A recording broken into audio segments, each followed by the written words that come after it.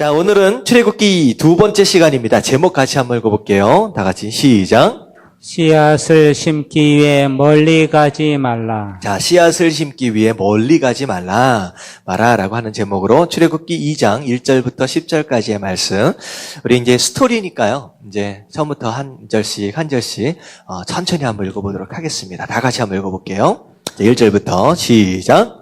레위 가족 중 한 사람이 가서 레위 여자에게 장가들어 그 여자가 임신하여 아들을 낳으니 그가 잘생긴 것을 보고 석 달 동안 그를 숨겼으나 더 숨길 수 없게 되매 그를 위하여 갈대 상자를 가져다가 역청과 나무진을 칠하고 아기를 거기 담아 나일강과 갈대 사이에 두고 그의 누이가 어떻게 되는지를 알려고 멀리 섰더니 바로의 딸이 목욕하러 나일강으로 내려오고 시녀들은 나일강가를 거닐 때 그가 갈대 사이에 상자를 보고 시녀를 보내어 가져다가 열고 그 아기를 보니 아기가 우는지라.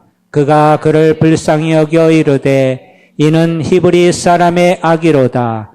그의 누이가 바로의 딸에게 이르되 내가 가서 당신을 위하여 히브리 여인 중에서 유모를 불러다가 이 아기에게 젖을 먹이게 하리이까.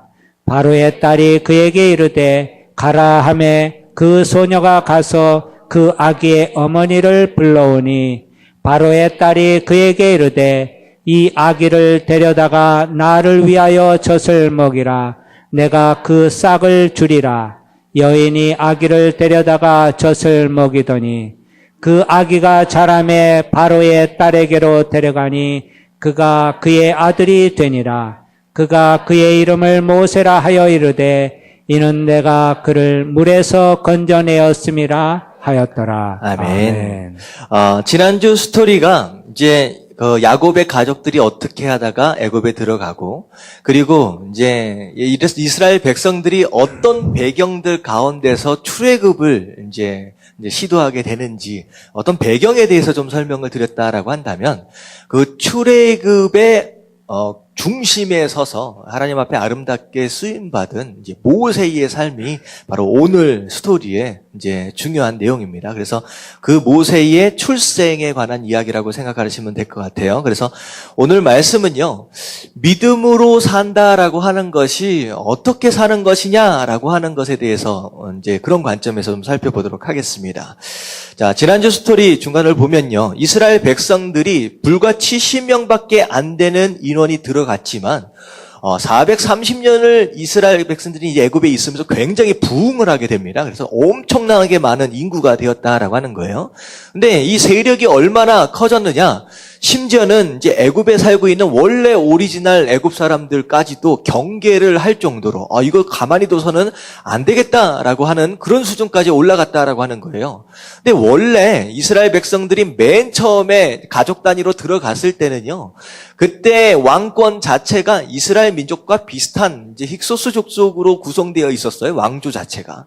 그렇기 때문에 굉장히 이제 가까운 그런 사이였죠. 근데 중간에 이제 430년이 좀 지나가면서 중간에 왕조가 바뀐 거예요. 그래서 원래 오리지널 애굽 사람이 이제 정권을 잡게 됩니다. 그러니까 왕조가 바뀌니까 그 전에 그 왕조와 더불어 함께 활동했던 세력들이 갑자기 반대 세력이 돼버리는 거예요. 그러니까 이제 그런 상황 가운데 이제 이스라엘 백성들이 좀 이제 대접받으면서 들어갔지만 갑자기 졸지에 뭐가 돼버렸어요?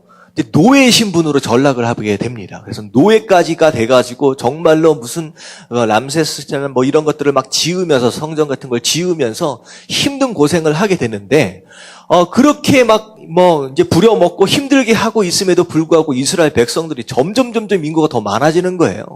자, 그래서 이제 애굽의 바로가 무슨 생각을 했느냐? 안 되겠다. 얘네들 그만 두면 안 되겠다 해서 이제 애를 받는 산파들을 불러다가 남자 아이가 나오면 어떻게 하라? 그냥 죽여라라고 얘기하는 거예요. 근데 이 산파들이 하나님을 두려워하는 사람이었어요. 그래가지고 우리는 할 수 없다라고 해서 그 바로의 명령에 순종하지 않았다라고 하는 것이죠. 그랬더니 이제 바로가 화가 났어요. 그 산파들을 불러서 너 왜 우리 내 명령에 따르지 않았느냐? 뭐라 그래요?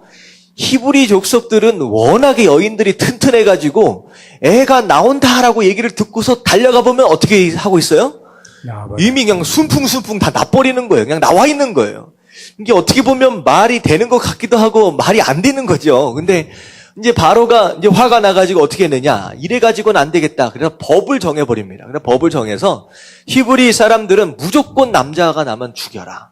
라고 하는 상황이 벌어진 거예요. 그래서 이스라엘 민족들이 어떤 상황이 되느냐. 결혼을 하고 아이를 갖는 것 자체가 굉장히 행복한 상황인데 아이를 낳는 순간 어떤 스트레스에 사로잡히게 되느냐. 이게 아들이냐 딸이냐라고 하는 것에 스트레스를 받는다는 거예요. 만약에 딸이면 다행이지만 이게 아들이면 어떻게 됩니까? 이게 어머니 손으로 부모 손으로 죽여야 되는 상황이 벌어진 거예요. 그냥 얼마나 이제 답답하겠습니까? 자, 이런 상황 가운데서 이제 모세가 태어난 거예요. 자, 그랬을 때 오늘 말씀을 통하여 이런 상황에서 믿음으로 산다라고 하는 게 어떤 삶이냐? 첫 번째 같이 한번 읽어보도록 할게요. 다 같이 시작. 현장에서의 작은 순종이 믿음이다. 자, 현장에서의 작은 순종이 믿음이다라고 얘기를 해요. 자, 1절을 보면 레위 가족 중 한 사람이 가서 레위 아내에게 장가를 들었다.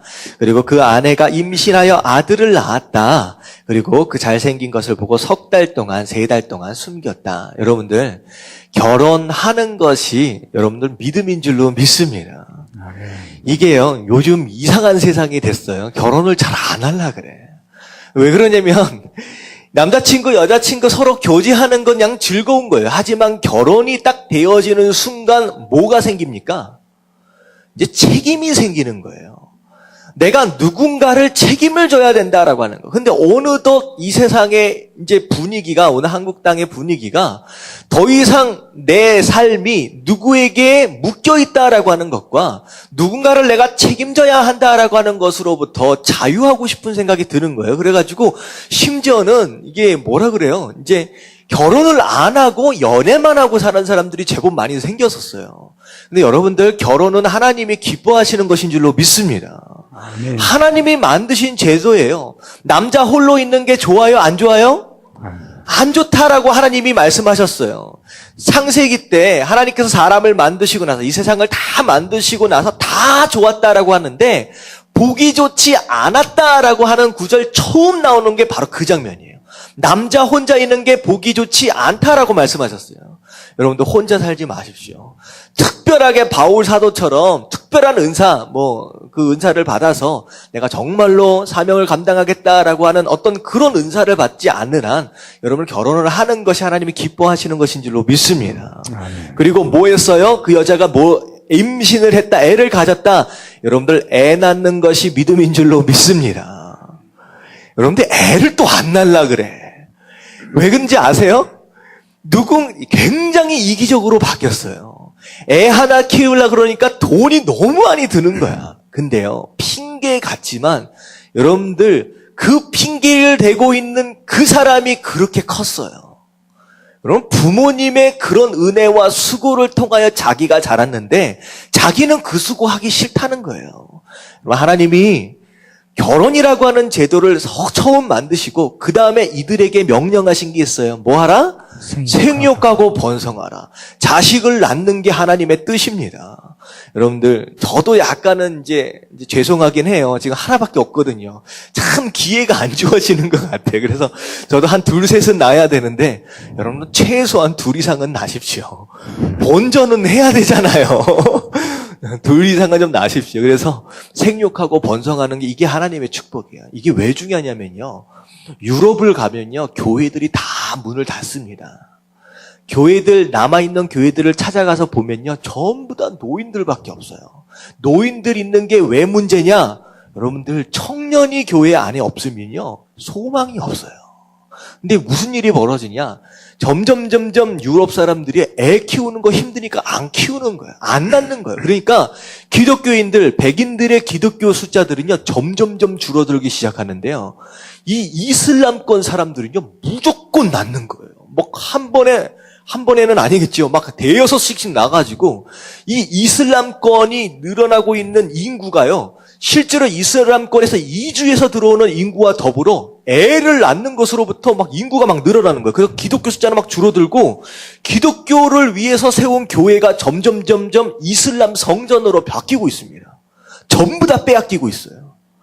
그래서 심지어는 지금 뭐 유럽의 그 뭐 기독교인 숫자가 뭐 10% 20%도 안 된다는 그런 얘기가 있고 심지어 이슬람은요 지금 30-40% 이상 늘어나고 있다라고 합니다. 그래서 나중에 10년 뒤 지나가면요 이슬람권이 거의 60-70% 이상을 장악한대요. 그러면요 완전히 유럽은요 기독교가 시작된 장소였지만 기독교의 불모지가 되어버려요. 더 이상 복음이 증거될 수 없는 장소, 기독교를 탄압하는 장소가 되어버립니다. 마찬가지입니다. 한국도 마찬가지예요. 우리가 애들을 잘 낳아야 돼요. 여러분들 애들 잘 낳아서 잘 기르시길 주님의 이름으로 축원합니다. 아멘. 여러분 제가 말씀드리는 게 믿음으로 산다라고 하는 것이 별게 아니에요. 커다란 각오와 뭐 어디 선교지를 나가가지고 내 인생을 드려 이게 아니라 내 삶의 현장에서 하나님이 뭘 기뻐하실 것이냐라고 하는 걸 따라서 거기에 작은 순종을 하는 거 그게 바로 믿음의 삶이다라고 하는 거예요. 자 보세요. 자 그다음에 뭐였어? 애를 딱 낳았더니 아들이야. 이거 죽여야 되는데 여러분들 하나님이 이게 애를 죽이는 게 하나님의 뜻이겠습니까? 아니라는 거예요. 부모들이 생각할 때, 이 모세 부모가 생각할 때, 물론 자기 아들이기 때문에 죽일 수 없었겠지만, 하나님의 뜻이 애를 죽이는 게 아니다라고 하는 믿음 가운데 어떻게 했어요? 숨겼어요. 살려보려고. 여러분들, 우리 삶 가운데 주어진 축복들이 있어요. 은혜들이 있어요. 여러분들에게 허락하신 믿음과 말씀들이 있어요. 여러분들 이것들에 대해서 이건 소중하다라고 생각한다라고 한다면 여러분들 지키기라도 하십시오. 빼앗기지 않기라도 하기 위해서 숨기기라도 하라는 거예요. 하나님께서 나에게 주신 믿음이 어떤 믿음인데 나에게 주신 가정과 나에게 주신 말씀, 나에게 주신 것들이 어떤 은혜인데 여러분들 자꾸 사단이 뺏어가려고 할 때 가져가 하면서 그냥 덥석덥석 내줍니까? 여러분 지키는 것도 못한다라고 한다면 나중에 빼앗아 올 때는 더 힘들어진다라고 하는 거예요. 여러분들에게 주어진 여러분들의 축복이 지금 있어요. 여러분들이 자녀일 수도 있고요. 여러분들에게 주신 은혜들 많을 수 있을 것 같아요. 근데 여러분들에게 이미 주신 그런 것들을 지키기라도 할 수 있는 것, 바로 그런 것 자체가 여러분들 믿음이다라고 하는 거. 그래서 간단하게 얘기하면 믿음은 하나님이 좋아하실 것 같다, 하나님이 기뻐하시는 것 같다라고 한다면 거기에 순종할 줄 알고 이거는 하나님이 별로 안 좋아하실 것 같다라고 여겨진다라고 하는데 여러분들 거기에 따라가지 않는 것, 그런 작은 부분의 순종이 바로 믿음이다라고 하는 거 여러분들 기억할 수 있는 저와 여러분들 되시길 주님의 이름으로 축원합니다. 아멘. 아멘. 그래서 제가 한번 정의를 내려봤어요. 믿음이란 무엇일까? 한번 같이 한번 읽어볼게요. 다 같이 시작. 지금 내 삶의 현장에서 하나님의 기뻐하시는 뜻을 따라 작은 한 걸음에 순종하는 것. 자, 여러분들 나중에 내가 기회가 되면 아프리카 가겠다, 미 전도 종족을 찾아가겠다라고 생각하지 마시고요. 그건 나중 얘기예요. 어디에서 먼저 하라? 지금 내 삶의 현장에서. 지금 여러분들이 속해 있는 교회 안에서, 여러분들이 속해 있는 가정 안에서, 여러분들이 속해 있는 일터 안에서 하나님이 기뻐하시는 게 무엇일까를 따라서 거기에서 어떤 걸음? 작은 한 걸음에 순종하는 게 그게 믿음이다라고 하는 거예요. 여러분들, 오늘이 주일이기 때문에 예배 참석했다라고 하는 거, 여러분 이게 믿음입니다. 그리고 우리가 찬양을 할 때 하나님을 향하여 하나님 감사합니다라고 하는 것 고백과 더불어 손을 들고 찬송할 수 있다라고 하는 거, 이 작은 손 자체도 여러분 이게 믿음이에요. 같이 기도합시다라고 했을 때 입술을 벌려서 하나님 감사합니다, 예배 가운데 함께하여 주시옵소서, 입을 벌려서 함께 함께 기도할 줄 아는 그런 노력 자체가 사실은 그게 믿음이에요. 여러분, 작지만 하나님 내게 주신 은혜가 감사해요. 정말 11조나 감사헌금이나 심지어 성미를 통하여서라도 어떻게든 내 감사를 표현하고 싶다라고 하는 모습이 하나님 앞에 드릴 수 있는 그런 모습 자체가, 여러분, 이게 믿음입니다. 교회 안에서 말씀에 순종합시다라고 했을 때 목사가 뭐라고 얘기를 하면, 목사님이 뭐라고 얘기하면, 한번 해보자. 뭐 될지 안 될지 잘 모르겠지만 일단 목사님이 한번 하자, 그래 한번 해보자라고 하는 마음 가운데 한번 해보려고 하는 그것 자체가 그게 믿음이에요. 어디 멀리 가가지고 하려고 생각하지 마시고 지금 내가 여기서 할 수 있는 게 무엇이냐라고 하는 걸 찾는 게, 여러분, 이게 믿음입니다. 제가 그래서 또 말씀을 드리잖아요. 말씀을 듣는 가운데 제가 그런 얘기를 했어요. 우리가 말을 하는 게 중요하다라고 말씀을 드렸어요. 그래서 친구들끼리 모여가지고 사람들은 만나면요, 험담하고 욕하는 게 그렇게 재밌어 하는 것 같아요. 그래서 만나면 누구 칭찬하기보다는 꼭 만나면 그 자리에 없는 사람을 욕해. 그래서 어떤 사람들은 그래요. 어디 밥 먹으러 가자, 어디 차 마시러 가자라고 하면 억지로라도 따라갑니다. 왜 그러냐면요, 거기 안 들어가면 어떤 일이 벌어지느냐, 거기 없는 사람을 욕해. 그렇기 때문에 자기가 타겟이 될까 봐서 꼭 그 자리에는 참석을 해야 된대. 특별히 직장 같은 데서는. 그랬을 때 여러분들이 믿음의 사람들이잖아요. 그러니까 그런 얘기들 서로 험담하고 막 욕하는 얘기들 나올 때, 야야야, 우리 이런 얘기 하지 말고 우리 좋은 얘기 하자라고 그 분위기를 바꾸려고 한마디 던질 수 있는 그것 자체가 믿음이에요. 여러분, 깨달아지시길 주님의 이름으로 축원합니다. 아멘. 세상 사람들과 더불어서 같이 밥 먹으러 나갔어요. 그랬는데 다른 사람이 있음에도 불구하고 거기에서 나는 내가 교회를 다니기 때문에 나는 사람들이 보거나 안 보거나를 상관하지 않고 거기서 조용히 두 손을 모으고 식사를 위해서 기도할 줄 아는 그 모습이, 여러분, 이게 믿음입니다. 이상하게 안 믿는 사람들과 있으면요, 주눅 들어가지고 기도를 어떻게 해요? 한 것 같기도 하고 안 한 것 같기도 하고 잠깐 눈 감았다가 또 뭐라고 했는지도 몰라. 심지어는 밥 먹다가 내가 기도했나? 이런 경우가 있어요. 아니요, 그거 아니에요. 내가 교회를 다니기 때문에 그 누구 앞에서 기도하는 모습을 담대하게 기도하는 모습을 보일 줄 아는 거, 여러분들 이게 믿음이다라고 하는 거예요. 직장 생활 하다가 일터에서 어떤 상황 가운데서 술자리들이 있어요. 그럴 때, 나는 교회 다녀. 나는 하나님 믿어. 나는 그 자리에 난 참석하기 좀 불편하다. 나는 빠질게. 라고 거절할 줄 아는 거, 여러분들 이게 믿음이에요. 제가 지금 말씀드리는 건 굉장히 생활 속에서 일어나는 일들만 얘기를 하는 거예요. 거창한 어떤 무엇인가를 이루어야지 내가 사명을 감당한 것이고 내가 뭔가를 했다라고 착각하지 말라는 거예요. 근데 운전하시는 분들, 그러면 신호 지키는 게 믿음입니다. 내가 그리스도인인데 하나님의 법을 따라 사는 사람들인데 세상의 법 하나도 지키지 못하겠느냐. 이건 보니까 너무 황당해요. 저도 운전을 하고 다니는데, 아니 분명히 빨간불인데 왜 가냐고. 이게 신호를 지키는 제가 좀 민망해. 혹시나 뒤에서 빵빵 할까 봐서. 좀 이상한 세상이에요. 근데 한국 이렇게 분위기를 보면 어떤 부분에 있어서는 깜짝 놀랄 정도로 이렇게 질서를 지켜요. 근데 어느 부분에 보면요, 이게 말도 안 되게끔 질서를 안 지켜. 근데 굉장히 양분화돼서 이상한 모습들이 많이 있습니다. 근데 여러분들 운전하시는 분들 신호 지키고 여러분들 교통법규 지키는 거, 여러분들 그게 믿음입니다. 우리 김상곤 목사님 이제 택시 운전하시는데 신호 지키는 게 그게 믿음이에요. 할렐루야. 아멘. 아멘 하셨어요. 여러분, 이게 믿음입니다. 대단한 게 아니에요. 크리스찬이다라고 하면서 차 안에다가 이렇게 십자가 딱 걸어놨어요. 설교 CD 딱 틀어놨어요. 근데 신호가 빨간불이 휙 지나가 버려. 여러분들 아무런 덕이 안 됩니다. 이게 믿음이에요. 여러분들, 주일이기 때문에 나는 주일을 정말로 제대로 드리고 싶다라고 해서 가게 문을 열지 않는 그런 결단도 사실 그게 믿음입니다.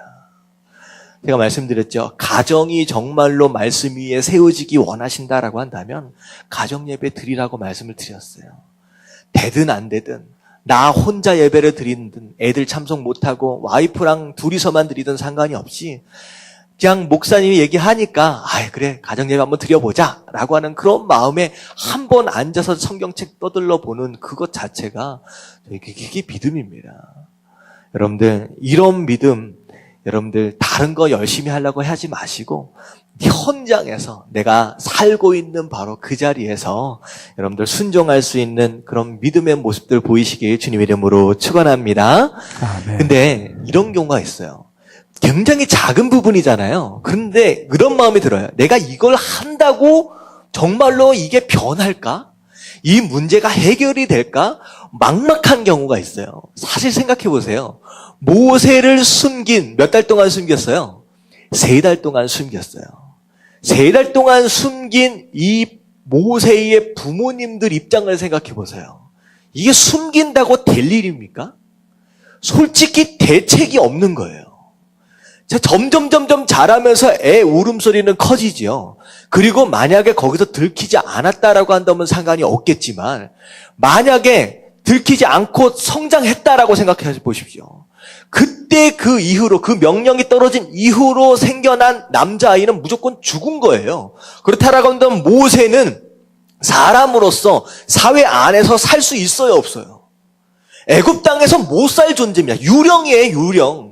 처음부터 끝까지 유령으로 살 수밖에 없어요. 그러니까 어떻게 보면 숨기는 순간 이걸 숨긴다고 이 문제가 해결될까라고 하는 막막함 가운데 있을 수 있다는 거예요. 다시 말하면 내가 예배를 열심히 드린다고, 내가 기도한다고, 내가 뭐 한다고, 내가 혼자인데 내가 가정예배 드린다고 내 가정이 변할까? 이 문제 해결될까? 지금은 생각하면 대책이 없는 경우가 있다는 거예요. 막막한 경우가 있다는 거예요. 근데요. 하나님 뭐라고 말씀하시냐면 그 부분은 네가 염려할 바가 아니라는 거예요. 그 미래는 네가 염려할 바가 아니라 내가 알아서 할 테니까 네가 할 수 있는 거기까지만을 순종하는 거 그게 바로 믿음이니까 거기까지만 생각하라라고 하는 거예요. 그래서 저는 그런 생각을 했어요. 믿음이란 무엇이냐? 자동문과 같은 것이다 라는 생각을 했어요. 자동문. 여러분 자동문에는요 손잡이도 없어요. 멀리서 볼 때는요, 이게 열릴 것 같지도 않고, 열을 수 있을 것 같지도 않지만, 정말로 믿음으로 그 문 앞에 딱 서는 순간 어떻게 됩니까? 열려요. 그러니까 믿음은 이런 것 같아요. 멀리서 볼 때는 대책이 없는 것 같고, 이 문제를 어떻게 해결할 수 있을지 막막하지만, 믿음으로 그 앞에 딱 대하는 순간, 가서 서는 순간, 그때 문이 열려지는 것들을 경험할 수 있다라고 하는 거. 여러분들, 현장에서 어디 멀리 가려고 얘기하지 마시고 생각하지 마시고 대단하고 거창한 것들을 기대하지 마시고요. 삶의 현장에서 하나님이 기뻐하시는 것이 무엇이냐라고 하는 것을 따라서 가정 안에서 교회 안에서 그리고 삶의 현장 가운데서 순종하실 수 있는 저와 여러분들 되시길 주님의 이름으로 축원합니다. 아멘. 자, 이게 믿음이다라고 하는 거. 자, 두 번째 같이 한번 읽어보도록 하겠습니다. 시작. 한계를 인정하고 맡기는 것이 믿음이다. 자, 정말로 하나님의 기뻐하시는 뜻을 따라서 모세를 열심히 숨겼어요. 3달 동안이나. 근데 얘가 점점 울음소리가 커지는데 이게 더 이상 숨길 수가 없게 되는 거예요. 그렇게 보니까 3절을 보니까 더 숨길 수 없게 되매 결국은 열심히 인간적으로 노력은 해봤지만 내가 할 수 없는 부분들이 생긴다는 거예요. 이게 바로 한계입니다. 한계. 아, 여기까지밖에 내가 안 되는구나라고 하는 한계를 만나게 된다라고 하는 거. 여기에서 우리가 어떻게 해야 되느냐? 아, 이제는 내가 할 수 있는 부분이 아니구나라고 하는 생각 가운데 나의 한계를 인정하십시오. 이게 굉장히 중요해요. 끝까지 내가 할 수 있다라고 생각을 해버리면요. 그때는 하나님이 필요해요? 안 필요해요? 더 이상 하나님 필요 없는 거예요. 한계를 인정할 줄 아는 바로 이 모습이 바로 겸손한 모습입니다. 아, 이제는 하나님이 필요하다라고 인정하는 거예요. 자, 그래서 어떻게 합니까? 그를 위하여, 모세를 위하여 갈대 상자를 만들고 역청과 나무진을 칠하고 아기를 거기 담아서 어디에다 띄워버립니까? 나일 강가 갈대 사이에 띄운다라고 하는 거예요. 여러분, 강에다 띄웠다라고 하는 것은요, 이거에 무슨 끈을 달았다 이런 게 아니잖아요. 그냥 강물이 따라가는 것에 맡겼다라고 하는 것을 의미합니다. 그래서 두 번째는 무엇이냐? 믿음이다라고 하는 것은요, 같이 한번 읽어볼게요. 믿음이다라고 하는 건 한계 앞에서 하나님께 완전히 맡길 줄 아는 거. 한계를 만났을 때 하나님 이제는 내가 못하겠습니다. 하나님 이제 하나님께서 좀 맡아주셔야 되겠습니다. 라고 그런 마음으로 하나님께 맡길 줄 아는 거. 여러분들 이게 바로 믿음이다 라고 하는 거. 제가 말씀드렸죠. 하나님께 맡긴다라고 하는 것은 뭐 한다라고 하는 거예요? 이 정도면 딱 나와야 된다. 맡긴다. 하나님께 맡긴다라고 하는 것은 뭐 하는 사람? 기도하는 사람. 기도하는 사람. 그래서 이 세상에는 두 종류의 사람만 있다 그랬어요. 문제를 향하여 염려를 하는 사람이든지 문제를 향하여 기도하는 사람이든지. 여러분 염려하고 근심하지 마시고요. 기도하는 사람 편에 서시게 되길 주님의 이름으로 축원합니다. 아멘. 그래서 기도할 줄 알아야 돼. 하나님께 맡길 줄 알아야 된다라고 하는 거예요. 그래서 베드로전서 5장 7절 말씀 같이 한번 읽어볼게요. 다 같이 시작. 너의 염려를 다 주께 맡기라. 이는 그가 너희를 돌보심이라. 자, 너희 염려를 다 주께 맡기라. 근데요, 이게 개역 개정을 보면 이게 주께 맡기라라고 나와 있어요. 근데 이게 개역 한글을 보면요, 맡겨 버려라라고 나옵니다. 그러니까 맡겨라라고 하는 게 아니라 맡겨 버려라. 그러니까 하나님 앞에 맡긴 다음에 어떻게 하라는 거예요? 더 이상 그것에 집착하지 말라는 거예요. 염려하지 말라는 거예요. 영어로 보면 cast away, 던져버려라 라는 쪽으로 말씀을 하고 계시는 거예요. 그래서 문제 없는 사람이 없죠. 여기 말씀 보면요. 너희 염려를 이라고 얘기하는 이유는 살면서 근심 걱정할 일들이 있다는 거예요. 그랬을 때 하나님 앞에 맡길 수 있어야 된다라고 하는 거예요. 하나님께 기도함으로 맡기면요, 하나님께서 반드시 응답해 주시는 줄로 믿습니다. 아멘. 제가 예를 한번 들어드린 적이 있는 것 같아요. 이제 미국에서 이제 그런 우주 왕복선이나 뭐 이런 걸 통해서 이제 우주에 왔다 갔다 하면서 일들을 또 이제 미션들을 감당하는데 한 30년 정도 전쯤이었다라고 얘기를 이제 합니다. 그래서 어원이라고 하는 대령이 있었어요. 이 어원 대령이 이제 왕복선을 타고서 이제 우주에 딱 나가서 이제 미션을 수행하고 이제 돌아오게 되는데, 요즘에는 이제 하도 우주왕복선이나 이런 것들이 별로 없어가지고 어떻게 돌아오는지는 잘 모르겠습니다. 근데 옛날에만 봐도 이제 뉴스에 보면 그런 화면들이 있잖아요. 이렇게 삼각형처럼 이제 꽃갈콘처럼 생긴 그런 모양의 캡슐 안에서 이제 위에서 쭉 떨어지면 어떻게 됩니까? 이게 낙하산이 이렇게 쫙 펴져가지고 바다 위로 툭 떨어져요. 그러면 이제 배가 가가지고 이제 거기 안에 캡슐을 열어서 이제 거기 안에 있는 이제 승무원들, 우주인들을 이제 빼냅니다. 근데 이런 식으로 이제 보통 지구로 돌아오게 되는데, 이제 그날도 마찬가지였던 것 같아요. 이제 지구로 이제 복귀를 해서 이제 돌아오게 되는데, 무슨 일이 벌어졌느냐? 원래는 돌아올 때에 이 낙하선이 3개가 펴져야 한대요. 정확하게 모르겠습니다. 근데 3개가 펴져야지 그 속도를 유지하면서 바다에 안전하게 떨어질 수 있다라고 합니다. 근데 이 어원 대령이 이제 우주인들과 다 같이 해서 이제 지구로 이제 복귀를 하고 있는데, 갑자기 이제 낙하산을 딱 켜지는 버튼을 딱 눌렀는데, 이 낙하선이 3개가 켜져야 되는데 몇 개만 펴졌는데 딱 하나만 펴진 거예요. 그러니까 어떻게 되냐? 어느 정도 속도가 줄어야 되는데 줄지 않고 하나만 펴진 상태에서 계속 속력이 나는 거예요. 그래서 이제 난리가 난 거죠. 밑에 있는 휴스턴에 있는 이제 기지국에서 본부에서도 난리가 났고, 근데 위에서도 난리가 난 거예요. 더 이상 하나가 안 켜지니까. 근데 그 정도 속도로 떨어지게 되면 바다에 부딪히는 순간 어떻게 돼 버리냐? 이게 완전히 산산조각이 나버린대요. 이거 다 죽게 생긴 거예요. 그래가지고 어떻게 했느냐? 내려오는 상황 가운데 아무리 조정해도, 휴스턴의 기지국에서 아무리 조정해도 할 수가 없으니까, 이제는 우리가 할 수 있는 게 뭐밖에 없다? 기도밖에 없다. 이때만 해도 미국은 기도하는 나라였습니다. 기도밖에 없다. 그래가지고 그 캡슐 안에서도 그렇고 이 휴스턴 안에서 본부에서도 그렇고 전부 다 기도하기 시작해요. 하나님 살려달라고. 이거 우리가 할 수 있는 게 없다고. 근데 기도하는 순간 무슨 일이 벌어졌느냐? 갑자기 땅에서부터 위로 돌풍이 일기 시작하더래요. 근데 사실은 휴스턴에서는 이게 웬일이냐, 왜 떨어지는 속도가 주느냐라고 하는 게 이해할 수 없는 상황이 벌어진 거예요. 그리고 사실 캡슐 안에서는요, 휴스턴에서 뭔가를 했다, 이 본부에서 뭔가를 한 거구나라고 생각이 됐대라는 거예요. 그래갖고 딱 보니까 밑에서 돌풍이 확 불더니만 그 작은 이제 하나밖에 안 켜진 이 낙하산을 딱 떠받들기 시작하면서 속도가 확 줄더래요. 그래가지고 이 캡슐이 정말로 안전하게 탁 떨어졌다라고 하는 거예요. 그러니까 아무도 안 죽었어요. 딱 나오니까 휴스턴에서는 아무것도 한 게 없다라는 거예요. 와, 어떻게 이런 일이 있을까라고 하면서 너무나도 감사해서 하나님께 영광을 돌렸다는 거예요. 근데 이 얘기를 하니까 누군가 그 얘기를 하더라고. 목사님, 우연히 이제 이런 일들이 일어나는 거 아니겠습니까? 우연이지요.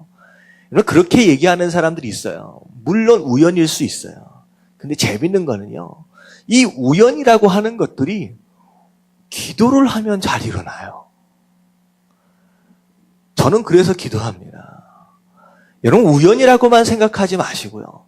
기도를 할 때 발생되어지는 이런 모든 상황들, 여러분, 하나님께서 주관하고 계시는 것인 줄로 믿습니다.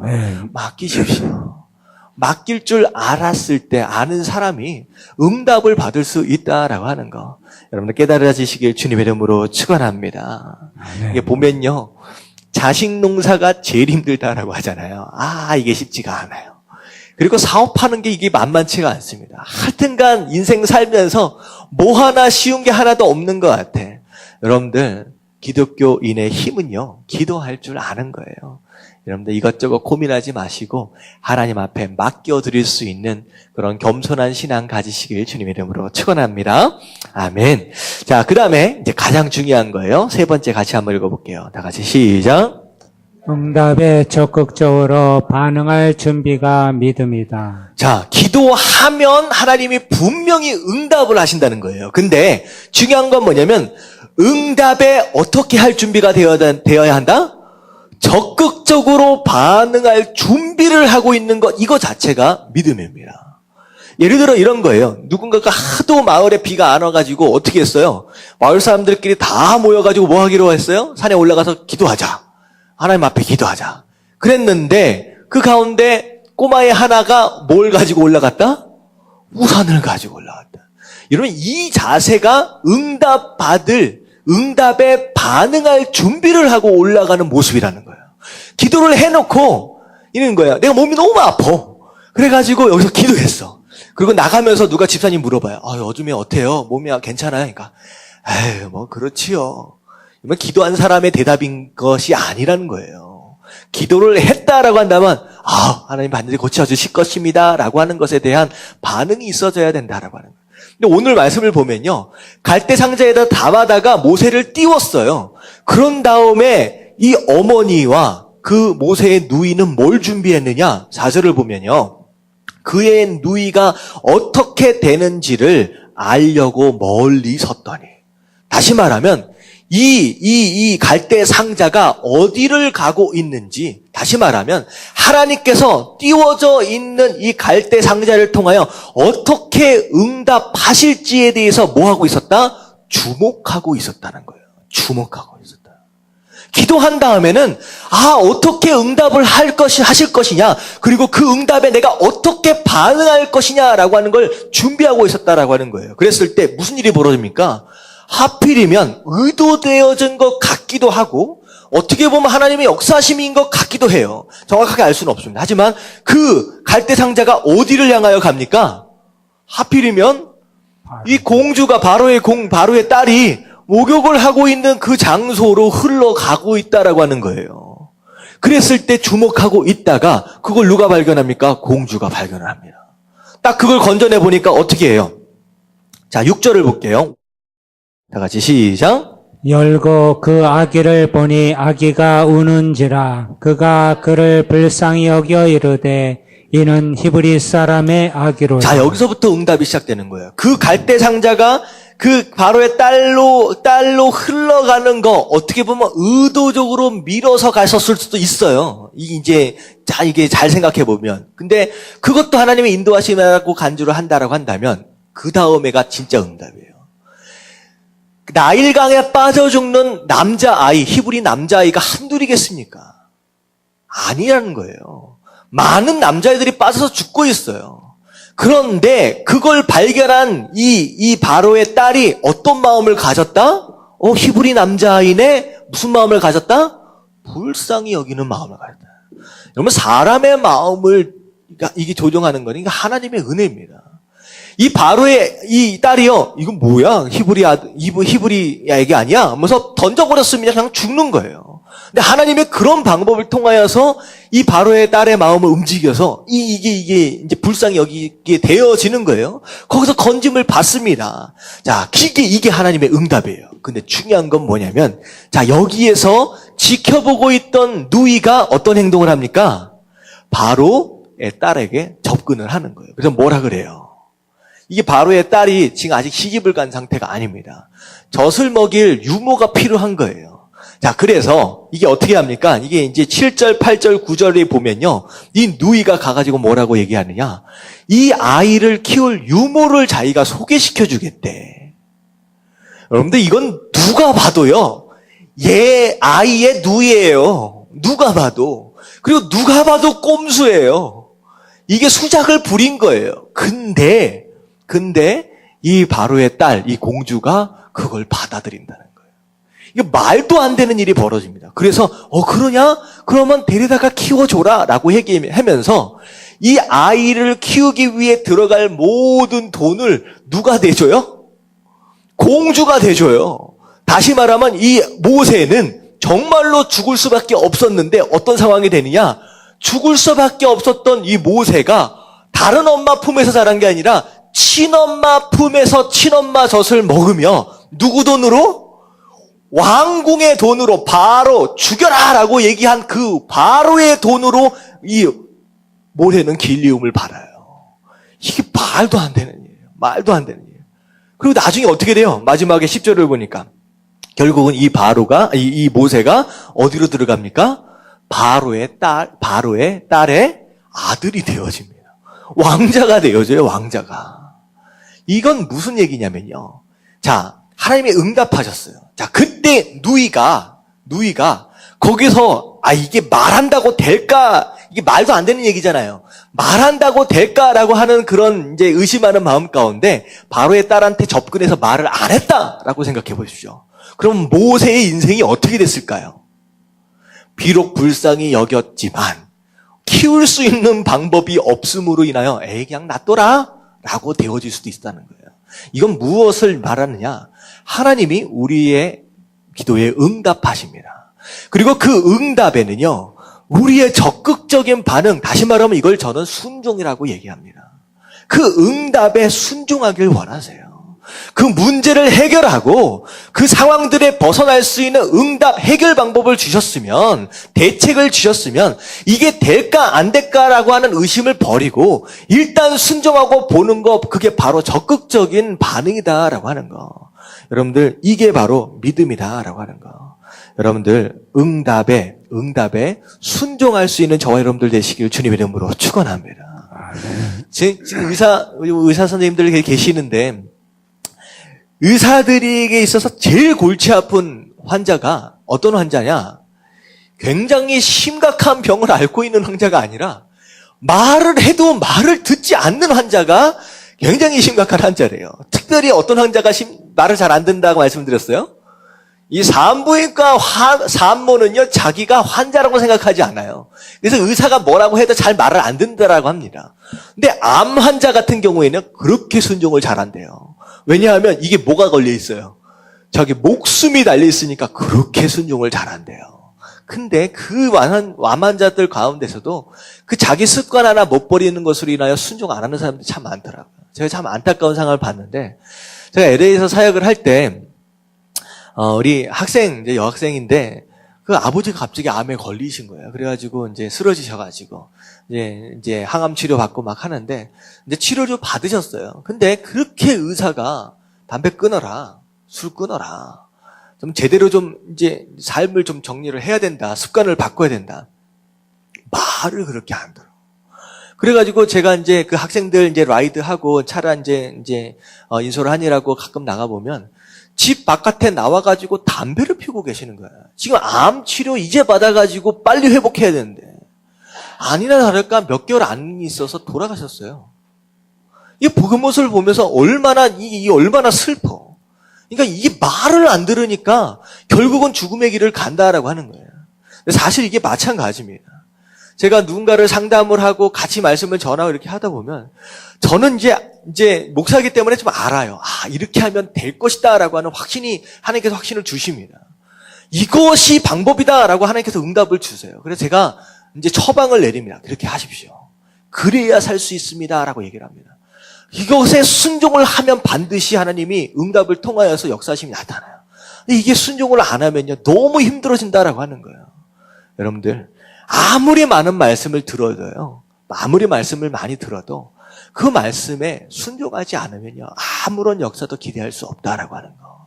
아무리 하나님이 이 바로의 딸의 마음을 돌이키셨다라고 할지라도 거기에서 누이가 적극적으로 나서서 대변하지 않았다라고 한다면 모세는 살 수 없다라고 하는 거예요. 그래서 여러분 삶의 삶 가운데, 삶의 현장 가운데서 반드시 응답하실 하나님을 믿으시고요. 그 응답에 반응할, 그 응답에 순종할 그런 자세를 미리 준비할 수 있어야 된다라고 하는 거. 그래서 바로 이 순종하는 모습이 바로 응답을 받는 그릇이 되어진다라고 하는 거. 여러분들 깨달을 수 있는 저와 여러분들 되시길 주님의 이름으로 축원합니다. 아멘. 그래서 제가 믿음, 세 번째 믿음은 어떻게 정의를 했느냐? 기도한 다음에 뭐 하라고요? 응답하심에 주목해야 한다. 그리고 나서 응답에 대한 믿음으로 적극적인 기다림의 자세가 필요하다라고 제가 정리를 좀 해봤습니다. 자, 그래서 오늘 제목이 뭐였는지 혹시 기억나세요? 씨앗을 심기 위해 멀리 가지 말라라는 제목이었는데요. 자, 믿음으로 산다라고 하는 것은요, 씨앗을 심는 것과 비슷합니다.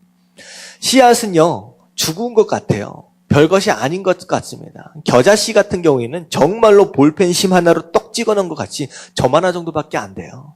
별것이 아닌 것 같아요. 근데 믿음이다라고 하는 것은요, 그 씨앗을 심는 거예요. 그 씨앗을. 그러니까 씨앗을 심는다라고 하는 것은요, 씨앗 자체가 가능성이잖아요. 눈에 보이지 않는 가능성이에요. 근데 씨앗을 심는다라고 하는 것은 다시 말하면 가능성에 대한 견고한 믿음이에요. 씨앗을 심을 줄 안다라고 하는 것은 믿음이 있는 사람이 씨앗을 심잖아요. 이게 싹이 틀 것이다라고 하는 믿음이 있기 때문에 심는 거예요. 다시 말하면 믿음으로 산다라고 하는 것은 마치 지금 보여지는 상황에 어떤 의존하는 것이 아니라 보이지 않는 것, 별것이 않는 것 같지만 이 씨앗이라도 심어보려고 하는 그런 노력과 마찬가지라는 거예요. 근데 중요한 것은 뭐냐면 이 믿음의 씨앗을 심기 위해서 어디 멀리 가려고 생각하지 말라는 거예요. 나중에 아프리카에 가서 나중에 뭐 어디 가서 어디 양로원이나 어디 고아원이나 뭐 장애인이나 찾아가서 여러분들 그거 아니에요. 거기까지 가려고 하지 마시고요. 여러분들이 있는 바로 그의 삶의 현장, 바로 그 자리에서 씨앗을 심는 것이 바로 그게 믿음의 삶이다라고 하는 거. 그래서 그걸 기억하실 수 있는 저와 여러분들 되시길 주님의 이름으로 축원합니다.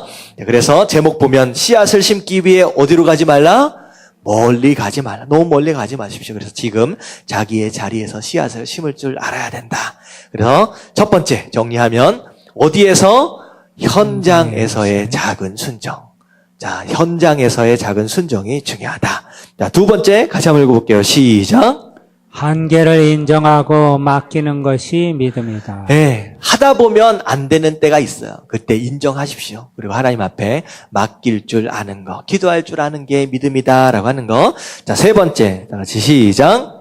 응답에 적극적으로 반응할 준비가 믿음이다. 네, 응답에 적극적으로 반응하라. 이건 순종이에요. 거기서 순종할 수 있는 그런 자세가 됐을 때 그 응답을 누릴 수 있다라고 하는 거 깨달을 수 있는 저와 여러분들 되시길 주님의 이름으로 축원합니다.